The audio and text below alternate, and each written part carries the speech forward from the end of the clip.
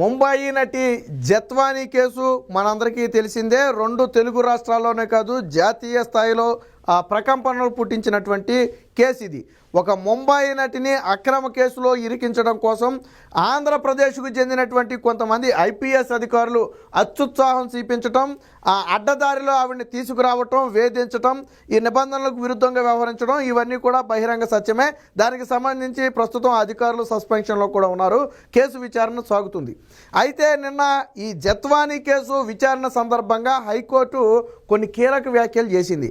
ఆ వ్యాఖ్యలు అనగానే హైకోర్టులో న్యాయం వాదించే వారికి కూడా ఒకసారిగా షాక్కు గురయ్యే పరిస్థితి.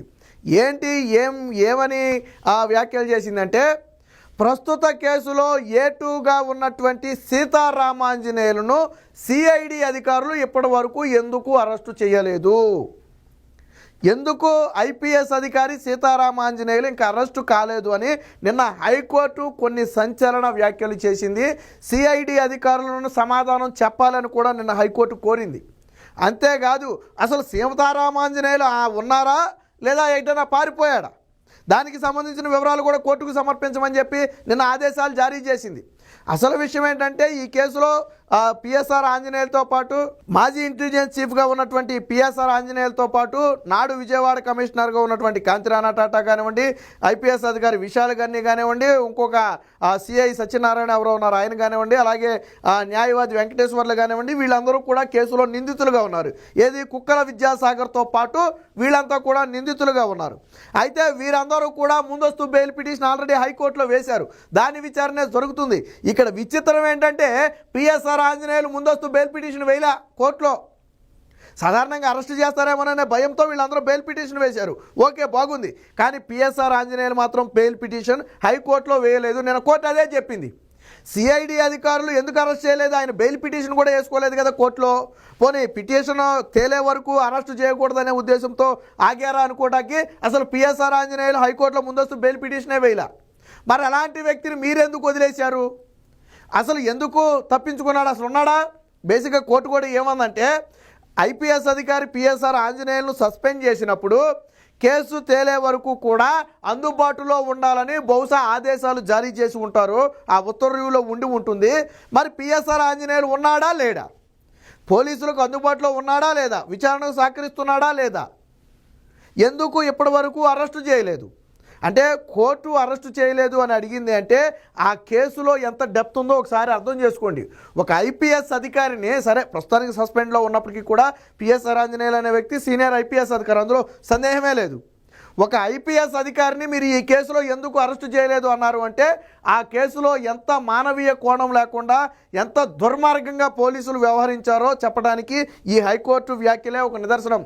కోర్టు ఎవరిని పడితే వాళ్ళని ఎందుకు అరెస్ట్ చేయలేదని కోరదు, ఎందుకు అరెస్ట్ చేయలేదని అడగదు. కేసు విచారణ తేలకుండా అలాంటి కామెంట్స్ కోర్టు సాధారణంగా చేయదు. కానీ ఒక ఐపీఎస్ అధికారి మీద అలాంటి కామెంట్స్ చేసింది అంటే అందులో ఆ కోర్టు కూడా ఎంత బలంగా నమ్ముతుందో ఒకసారి చూడండి. ఆ రోజు నిజంగా ముంబాయి నటి జత్వానీని వీళ్ళు ఎంత మానసికంగా వేధించి ఉంటారో ఒకసారి ఆలోచించండి.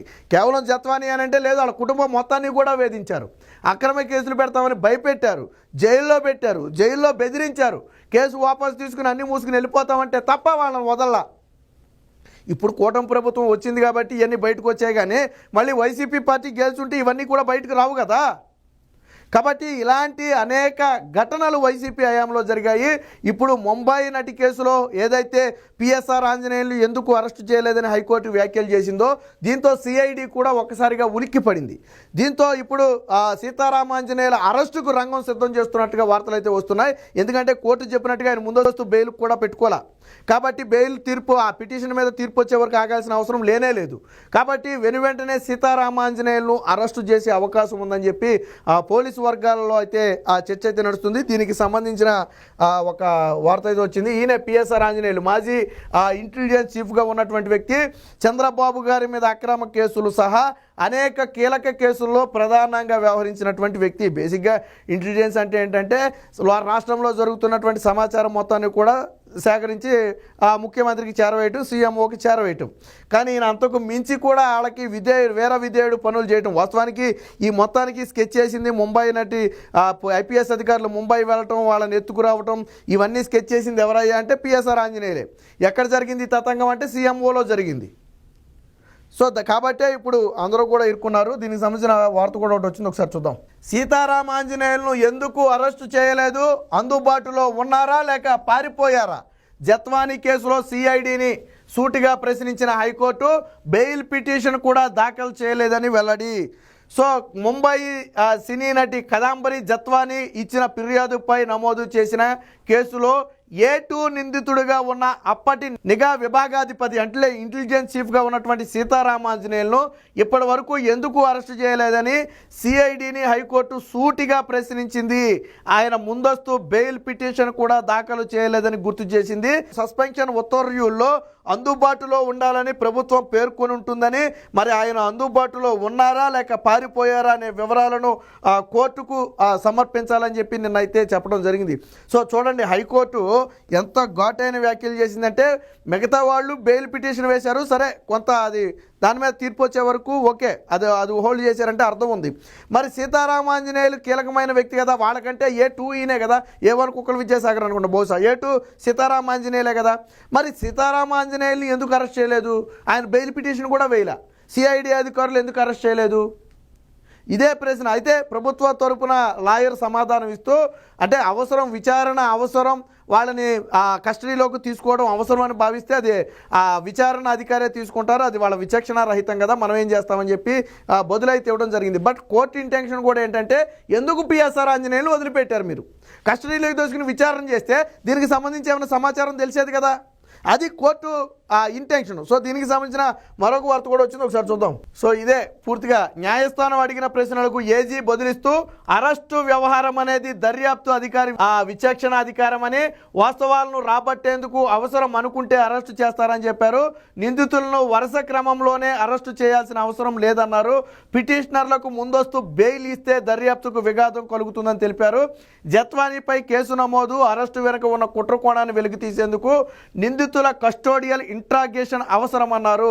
ముందస్తు బెయిల్ పిటిషన్లు కొట్టివేయాలని కోరారు. వాస్తవానికి ఇప్పటికే నేను చెప్పా, విశాల్ గన్నితో పాటు క్రాంతి రాణాతో పాటు కొంతమంది అధికారులందరూ కూడా ముందస్తు బెయిల్ని ఆల్రెడీ హైకోర్టులో వేశారు. అసలు విచారణ దేని మీద జరుగుతుందంటే ఈ ముందస్తు బెయిల్కు సంబంధించే విచారణ జరుగుతుంది. సరే, దీన్ని ఇరుపక్షాల వాదనలు విని కేసునైతే జనవరి 7వ తారీఖు అయితే కోర్టు వాయిదా వేయడం జరిగింది. ఆ రోజు ముందస్తు బెయిల్ పిటిషన్ ఇస్తుందా లేదా అనేది ఆ రోజు తేలుతుంది. అంటే ఇంకా దాదాపుగా ఒక్కొక్క 15 రోజుల దాకా సమయం ఉంది. ఇక అసలు విషయానికి వస్తే ఇక్కడ చెప్పేది ఏంటి, వీళ్ళ బెయిల్ను రద్దు చేయాలి, ముందస్తు బెయిల్ ఇవ్వద్దు. వీళ్ళకి ముందస్తు బెయిల్ ఇస్తే వీళ్ళు పోలీసు ఇంట్రాగేషన్కు సహకరించరు, కస్టోడియల్లోకి తీసుకోకుండా విచారణ చేయకపోతే వాస్తవాలు బయటకు రావు. ఇప్పుడుగానే వీళ్ళు బయట ఉంటే సాక్షులను కూడా ప్రభావితం చేయవచ్చు. ఎందుకంటే ఐపీఎస్ స్థాయి అధికారులు, వీళ్ళకంటూ కొంత పలుకుబడి, ఇన్ఫ్లుయెన్స్ అనేది సాధారణంగా ఉంటుంది. కాబట్టి ఇలాంటి వాళ్లకు ముందస్తు బెయిల్ ఎట్టి పరిస్థితుల్లో ఇవ్వద్దని చెప్పి నిన్నైతే కోర్టులో అయితే ఆ వాదనలు వినపడడం జరిగింది. జత్వానీ కేసులో ముందస్తు బెయిల్ కోసం ఐపీఎస్ కాంతిరాణా టాటా, విశాల్ గన్ని, విజయవాడ వెస్ట్ జోన్ అప్పటి ఏసీపీ అయినటువంటి హనుమంతరావుతో పాటు ఇబ్రహీంపట్నం అప్పటి సిఐ అయినటువంటి సత్యనారాయణ, న్యాయవాది వెంకటేశ్వర్లు హైకోర్టులో ఇప్పటికే పిటిషన్ అయితే దాఖలు చేశారు. ఇక జత్వానీ తరపున వాదనలు వినిపిస్తూ, మానవత్వం అనేది లేకుండా అత్యంత దారుణంగా పోలీసులు వ్యవహరించారని, ఒక పారిశ్రామికవేత్తపై జత్వానీ పెట్టిన అత్యాచారం కేసులో ముంబాయి పోలీసులకు సాక్ష్యాలు అందకుండా అడ్డుకునేందుకు ఇక్కడి పోలీసులు ఆగమేఘాల మీద వచ్చి అరెస్టు చేశారని, ఇదంతా కూడా ఆ కుట్ర ప్రకారం జరిగిందని చెప్పడం జరిగింది. వాస్తవానికి ముంబై నటి జత్వానీ ఒక ప్రముఖ పారిశ్రామికవేత్త మీద కేసు పెట్టాలనుకుంది. సో ఆ కేసు పెట్టి ముంబాయి పోలీసులకు ఆధారాలు సమర్పించక ముందే ఈవిడ్ని అక్కడి నుంచి తీసుకొచ్చేసారు. ఎక్కడికి? ఆంధ్రప్రదేశ్కి. ఆగమేఘాల మీద. విచిత్రం, ఆల్రెడీ నేను గతంలో చెప్పాను మీకు, ఫ్లైట్ టికెట్లు కూడా విచిత్రంగా పోలీస్ కమిషనర్ కార్యాలయం నుంచే బుక్ చేశారు. పైగా ఎప్పుడు బుక్ చేశారు? కేసు పెట్టకముందే రేపు వెళ్ళడానికి బుక్ చేసుకున్నారు. వాస్తవానికి ఈరోజు ఉదయం కేసు పెట్టారనుకోండి, నిన్న సాయంత్రమే టికెట్లు బుక్ అయిపోయి ఉన్నాయి. వెళ్ళడం కోసం నిన్న సాయంత్రమే టికెట్లు బుక్ అయిపోయాయి, ఈరోజు సాయంత్రం వెళ్ళడం కోసం. అంటే కేసు రావడానికంటే కొద్ది గంటల ముందే టికెట్ బుక్ చేసుకున్నారు. అది ఎలాగో నాకు సాధ్యం పట్ల. అప్పుడు ఒక వ్యక్తి, కుక్కల విద్యాసాగర్ అనే వ్యక్తి వెళ్ళి జత్వానీ మీద కంప్లైంట్ ఇచ్చిన తరువాత కదా మీరు ముంబై వెళ్ళాలా వద్దనేది తెలిసేది. కంప్లైంట్ ఇవ్వడానికి ముందే టికెట్లు ఎలా బుక్ చేసుకున్నారు? అక్కడ కూడా దొరికిపోయారు. పైగా టికెట్లను కమిషనర్ కార్యాలయం నుంచి బుక్ చేశారు. ఇప్పుడు ప్రశ్న ఏంటంటే, ఆయన ఈరోజు కంప్లైంట్ ఇస్తే నిన్న సాయంత్రమే మీరు టికెట్లు ఎలా బుక్ చేశారు? అది ప్రశ్న. అలా కూడా ఐపీఎస్ అధికారులు అడ్డంగా దొరికిపోయారు. కాబట్టి ముంబాయి నటి కేసులో ఆల్రెడీ గతంలో కూడా మాట్లాడుకున్నాం మనం.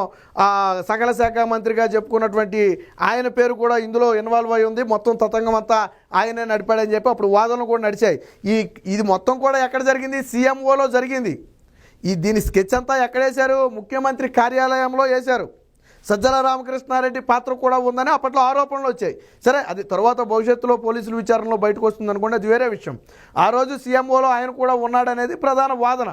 ఇప్పుడు న్యాయవాది వెంకటేశ్వరం మీద కేసు ఎందుకు ఉంది? ఆ రోజు ఈయన కూడా తీసుకెళ్లారు. ఎందుకు? లీగల్గా వచ్చే ఇబ్బందులు ఏంటనేది పరిశీలించడం కోసం, రేపొద్దున భవిష్యత్తులో ఏదైనా వస్తే ఇబ్బంది రాకుండా ఎలా చేయాలనే దానికోసం, లీగల్ అడ్వైస్ కోసం ఆయన కూడా పిలిచారు. కాబట్టి ఇప్పుడు ఆయన కూడా ఇరుక్కున్నాడు అందులో.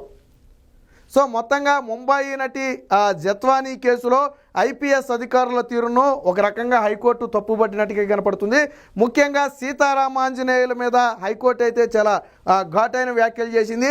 ముందస్తు బెయిల్ కూడా వేయకుండా ఇంత తీవ్రమైన ఆరోపణలు ఎదుర్కొంటున్నటువంటి ఒక అధికారిని మీరు ఎందుకు అరెస్టు చేయలేదని చెప్పి సిఐడి అధికారులని ప్రశ్నించడం. సిఐడి అధికారులు కూడా ఒకసారిగా అలర్ట్ అయ్యారు. ఎప్పుడైతే హైకోర్టు ఎందుకు అరెస్ట్ చేయలేదని ప్రశ్నించిందో వెంటనే ఇప్పుడు సీతారామాంజనేయులు బెయిల్ పిటిషన్ కూడా వేయలేదు కాబట్టి ఆయన్ని కస్టడీలోకి తీసుకుని, ఆయనకు నోటీసులు ఇచ్చి అదుపులోకి తీసుకుని ఈ కేసును విచారించి కొన్ని ఆధారాలు రాబట్టాలి. తదుపరి విచారణ జనవరి 7 వరకు ఉంది కాబట్టి ఈలోపు ఈయన విచారించి కొన్ని ఆధారాలు రాబట్టాలని పోలీసులు కూడా భావిస్తున్నట్టుగా తెలుస్తుంది. మొత్తంగా హైకోర్టు చేసినటువంటి ఈ వ్యాఖ్యలు అనేవి అటు వైసీపీ పార్టీలో కానివ్వండి, ఇటు పోలీసు వర్గాల్లో కానివ్వండి ఒక రకమైన ఉద్రిక్తతను రేకెత్తించడంలో ఎటువంటి సందేహం లేదు.